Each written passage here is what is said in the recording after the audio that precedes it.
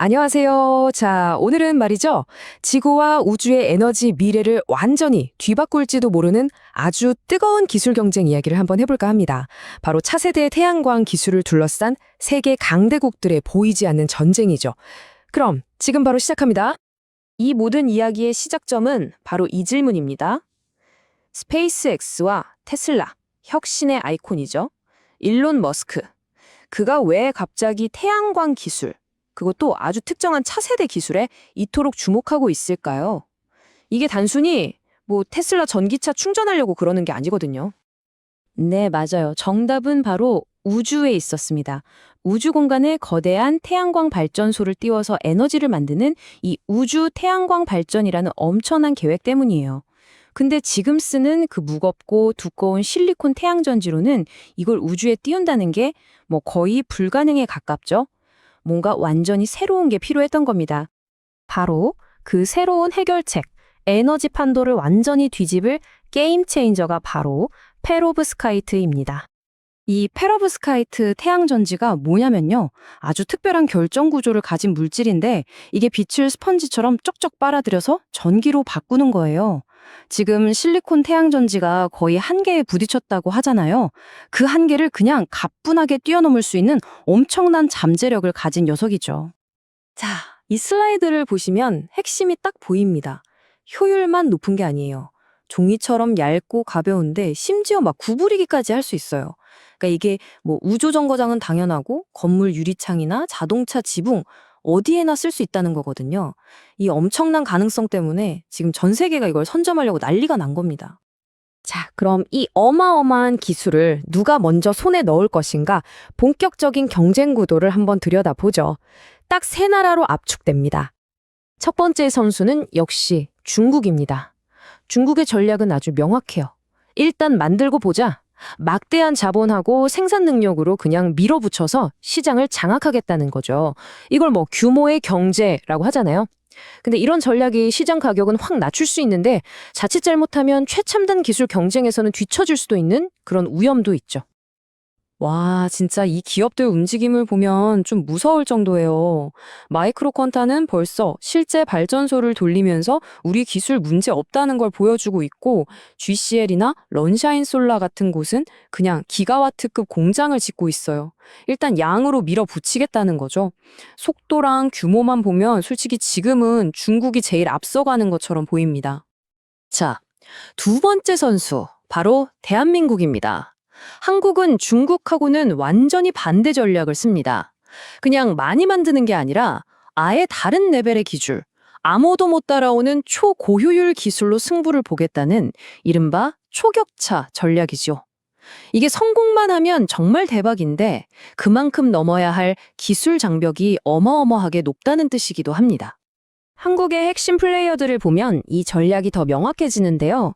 특히 하나큐셀은 거의 상용화 문턱까지 와 있어요.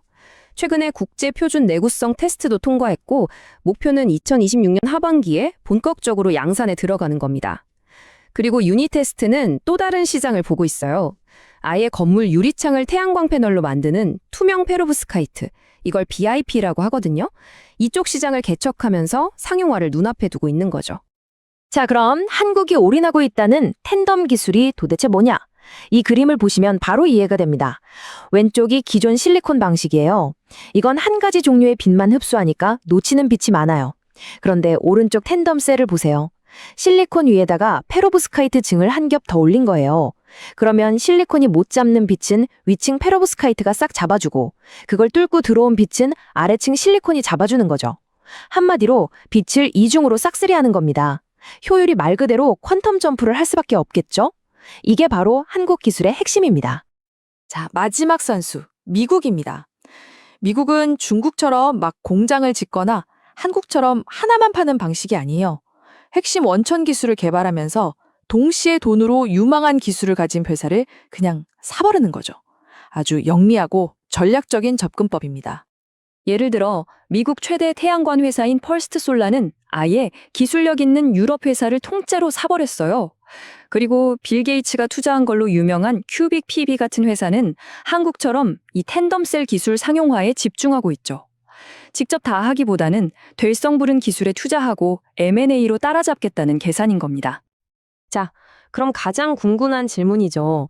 중국, 한국, 미국. 이 피 튀기는 경쟁에서 지금 과연 누가 이기고 있을까요? 이 그래프를 보면 현재 판세가 한눈에 들어옵니다. 일단 생산량, 속도만 보면 중국이 제일 앞에 있죠? 벌써 공장을 돌리고 있으니까요. 하지만 바로 뒤를 보세요. 한국이 파일럿 라인을 끝내고 양산을 코앞에 두고 바짝 쫓아오고 있습니다. 특히 기술의 질은 한국이 앞서고요. 미국은 M&A로 기술을 확보하면서 기회를 엿보고 있는 형국이죠. 그러니까 아직 이 게임은 끝난 게 절대 아니라는 겁니다. 바로 이 지점에서 우리가 정말 중요하게 봐야 할 포인트가 있습니다. 이 경쟁은요, 단순히 누가 먼저, 그리고 누가 더 싸게 만드느냐의 싸움이 아닐 수도 있다는 거예요. 결국 우주항공이나 미래형 건물처럼 정말 최고의 성능이 필요한 하이엔드 시장을 누가 장악하느냐, 즉 최고의 기술을 가진 쪽이 진짜 승자가 될 거라는 거죠. 그리고 이 말을 듣고 나니 맨 처음 던졌던 질문이 다시 떠오르죠. 바로 일론 머스크. 우주에 로켓 쏠 때 무게 1g 줄이는 게 얼마나 중요한지 아시죠? 무게 대비 발전 효율, 이게 전부인 우주 태양광 분야에서 가볍고 효율까지 높은 페로브스카이트, 특히 한국이 집중하는 이 고효율 텐덤셀 기술은 그야말로 최고의 카드, 완벽한 해답이 될 수 있는 겁니다. 자, 중국의 속도냐, 한국의 기술력이냐, 아니면 미국의 전략이냐. 이 세 강대국의 경쟁이 미래 에너지 시장의 지도를 새로 그리고 있습니다. 과연 차세대 에너지 패권은 최종적으로 누구의 손에 쥐어지게 될까요?